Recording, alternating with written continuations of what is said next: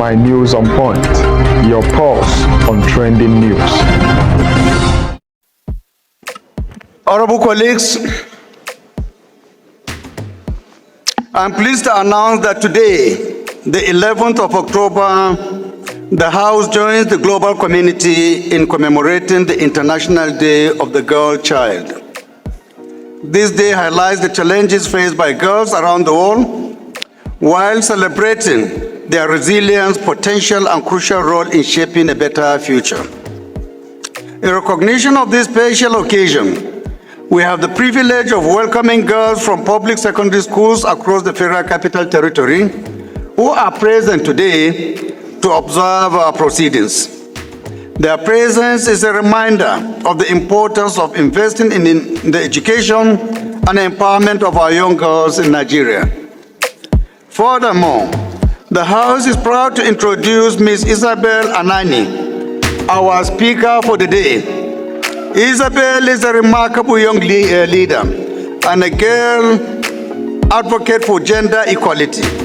She is also the youngest member of the Technical Working Group for Adolescent Health and Well-being in Nigeria, as well as a UNICEF Young Influencer. ISABEL was chosen for this prestigious role after emerging first among candidates across Nigeria following an open call and a rigorous interview process. Throughout the day, she will shadow the Right Honorable Speaker, both during today's plenary session and in meetings, as part of our effort to empower young leaders. In the spirit of this celebration, I call on all honorable members to join me in a round of applause for ISABEL and for all Nigerian girls who continue to demonstrate immense strength, ambition, and determination in overcoming barriers. Thank you very much. Ms. ISABEL, is she around? Please proceed.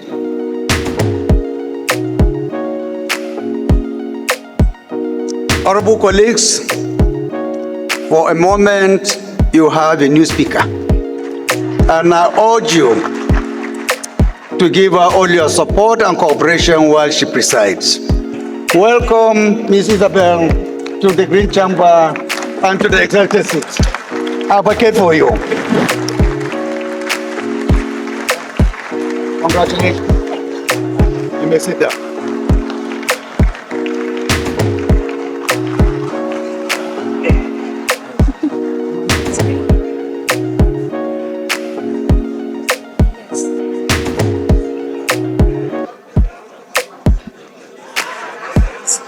You may please sit down.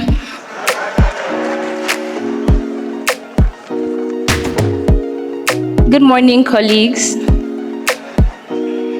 My name is ISABEL ANANI, and I welcome members to this important session of today's sitting, commemorating the International Day of the Girl Child.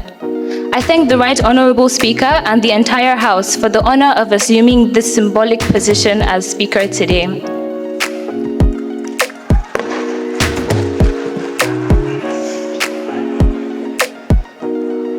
Without wasting much time, I call for the first motion of the day to be moved by Honorable Kafilat Obara, Chairman, House Committee on Women Affairs and Social Development. The National Drug Law Enforcement Agency and National Orientation Agency, alongside other stakeholders, to collaborate with schools, community organizations, religious institutions to educate the public on drug abuse dangers and promote drug-free lifestyle to make provision for rehabilitation.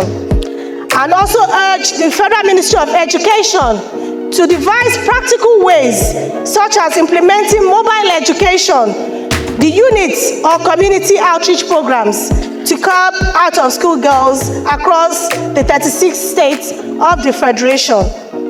That the National Assembly to see to the amendment of the Child's Rights Act to provide protection for sexually abused children and provide necessary legislative support in terms of budgetary approvals to the concerned ministries in this regard, and also see to the domestication of the Child Rights Act throughout the nation through the Conference of Speakers.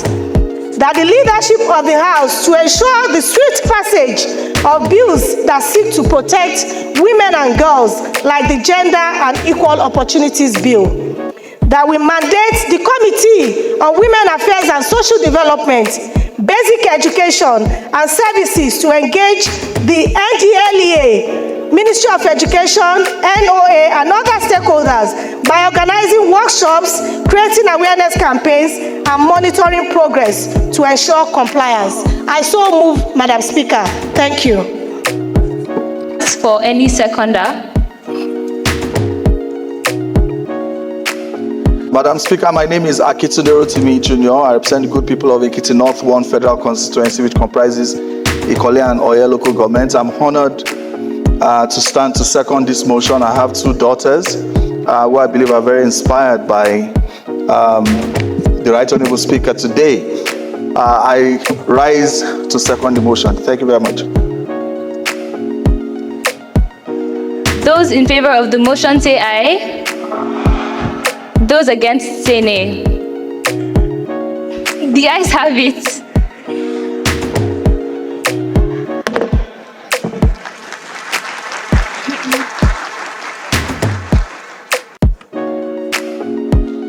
October 11th marks a very important day in the lives of girls all around the world. It is a constant reminder of how far we have come and how much progress we are willing to make as Nigerians. The theme of this year's International Day of the Girl Child is Girls' Vision for the Future. For me, I envision a future where every girl, regardless of where she comes from, has an opportunity to flourish, where education isn't seen as a high pedestal privilege, but as an essential tool to equip girls make important decisions that affect them and ultimately the places they come from. According to the United Nations, nearly 1 in 5 girls are still not completing lower secondary school, and nearly 4 in 10 girls are not completing upper secondary school today. As if these numbers aren't concerning enough, they are at a constant risk of harassment and the what-ifs that are associated with violence, which simply should not exist. I want a future where we don't have to combat all the overwhelming experiences of childhood and adolescence alone, where girls aren't discriminated because of their bodily functions and are encouraged when they want to take the mantle in places like politics and STEM, and feel safe and feel like they are wanted. As an aspiring woman in STEM, yes, I'm an engineering student, I know what it is like to be the only girl in male-dominated spaces. However, I don't want to be the only girl. I want to be one of many. I want a future where the healthcare system for girls isn't discriminated against due to the socio-cultural factors that so wrongfully exist. Girls are breaking boundaries, regardless of the stereotypes and exclusion, which include the marginalization and living with disabilities. And they are doing so regardless of what society says. I've been able to be on the ends of both tables, fortunately. I've been in rooms like this, with change makers, advocates, and leaders who are ardent about change through my work in advocacy with Plan International. That side looks hopeful and bright, as the advocates and leaders are willing to make this change. The other end is where I have heart-to-hearts with my friends and people around me who think that they cannot be anything compared to their male counterparts. That end is gloomy and bland. Now more than ever, we need girls to combat problems of climate change, political conflict, economic degeneration, diseases, and global unrest. We need to ensure that for every girl, there is access to healthcare that protects her and understands her needs, access to quality education that enables her to reach her potential, safety from violence and harmful practices that affect her physically, emotionally, and mentally. How can she dream when she is worried about what her next meal might be? How does she take charge if she lives in constant fear? Most importantly, Order, please. Most importantly, she needs support because we all have a role to play. She needs policies that are made with her interests in mind. She needs opportunities, not just a seat at the table, because anybody can get a seat at the table. But she needs to get that seat and feel like she can conquer, because conquer Honorable she can. Ebiente, take your seat. Honorable Ebiente. And we have to understand that in our call for action, firstly, there needs to be engagement. Girls should be a part of policy making because who better knows what girls want than girls themselves? They should be in rooms like this constantly. Gender-inclusive budgeting and gender-inclusive policies should be made for girls to empower and protect them in making sure that they maximize their full potential. Safe schooling is very important because there's simply nothing for girls if she cannot have the education because she lives in constant fear. Sanitary pads and hygiene products should be made available and they should be made as cheap as they can be.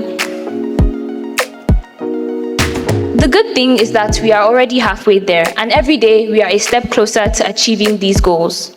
Also, there isn't just one solution, but hundreds. There isn't just one girl to talk for, but millions. In order for us to continue at the steady progression that we have so rightfully ascertained, we mustn't just provide her a seat at the table. Finally, I congratulate all the women in parliament that have pushed through and broken stereotypes. Girls around Nigeria aspire to be like you. And to all the he for she's who uplift the girls they know and to continue striving, we see your efforts and we deeply appreciate your strive for equality. And don't forget that the marathon continues, but fortunately, we're already halfway there.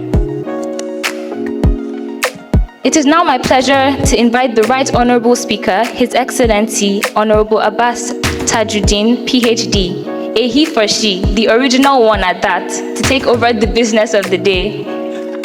Thank you. One federal constituency, Edo State. I rise to move that this session be brought to a close and to revert to plenary. I so move. My dear colleagues, Kingsley Chinda, Obiabo Federal Constituency, I rise to most humbly second the motion that we do revert to normal plenary. I so second. Those in favor say aye. Those against say nay.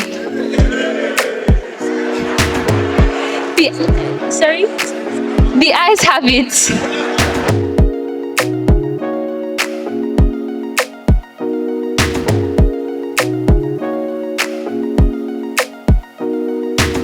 Honorable colleagues, this session is adjourned. Sine die. Thank you.